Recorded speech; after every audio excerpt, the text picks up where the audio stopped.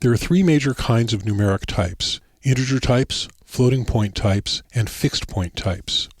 Integer types are for storing whole numbers, that is, numbers that don't have a decimal point or a fractional part. Numbers like 1, 2, 3, and 4. Floating point types are for storing real numbers, numbers like 3.14159 or 147.39. Use floating point storage for applications where the range of mathematical results is more important than the accuracy of a calculation. Fixed point types are for storing decimal numbers that have a fixed precision. This is a special type that is useful in situations like financial applications, where arithmetic functions must return accurate results rounded to a specific number of digits. The distinction between floating point and fixed point types is very important, so let's take a look at an example. In the test database, you'll find a table called numerics. I'll type describe numerics, and that will give us the structure of the table. It has an ID field, and it has 4 numeric fields, 2 decimal and 2 floating point. The decimal types are DA and DB for decimal A and decimal B, and the floating point columns are FA and FB for floating point A and floating point B.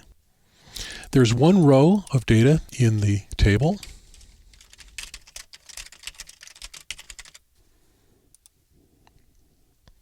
And you'll see it has 4 values, 0.1 and 0.2 in decimal, and 0.1 and 0.2 in floating point. The decimal values have the decimal point in a fixed place and a fixed number of digits after the decimal point. The floating point numbers do not have a fixed number of places after the decimal point, so they just show 0.1 and 0.2.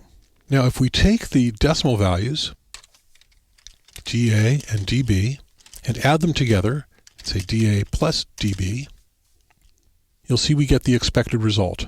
DA is 0.1, DB is 0.2, and DA plus DB is 0.3. Now, if we test this for equality with 0.3, in other words, we're testing the result of DA plus DB against a literal value of 0.3, we should get a true answer. And true would be 1, and false would be 0. So we expect to get a 1 here. So this is what we expected.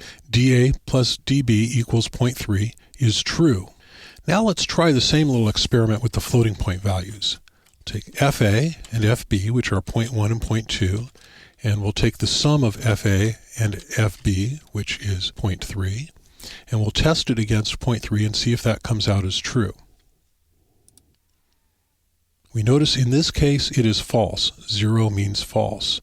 We might say, well, if FA plus FB is not equal to 0.3, what is it equal to? Well, let's just take out the equals 0.3 part here and see what FA plus FB is. And that's not really what we expected, is it? It's 0.3, which is accurate to about, 6 or 7 decimal places, and then a bunch of junk. This is not equal to 0.3, and that's the problem.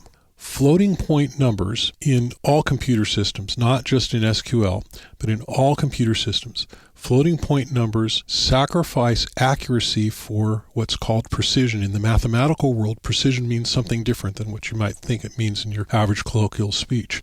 In the mathematical world, precision refers to the number of digits of accuracy. So it's accurate to 6 or so decimal places, but beyond that, it is not accurate anymore. Floating point numbers sacrifice accuracy for what they call precision. Decimal number systems in computers are specifically designed to limit the precision for accuracy. In other words, they will always be accurate to the number of decimal places that you define them to be. They will use specific rules for doing rounding, and this works best and was designed specifically for monetary applications, for applications where money is involved. If you're a designer and you know the difference between JPEG and GIF files, think of this like the difference between JPEG and GIF. JPEG files are great for photographic data, but they sacrifice the precision of the colors. They give you the access to millions of colors, but they sacrifice the accuracy of those colors for the amount of colors that you get. GIF files, on the other hand, great for flat artwork where you've got a limited number of colors because they will very accurately represent up to 255 colors and no more. That's the difference between floating point and decimal. Fixed point types are like the GIFs. They have a limited amount of precision and they are very, very accurate. Floating point types are like the JPEGs. They're able to represent a wide range of numbers and they sacrifice a bit of accuracy for that. This distinction is very important, and the point is, of course, if you're doing monetary applications like banking or accounting or anything like that, make sure that you use the fixed point types, in this case decimal.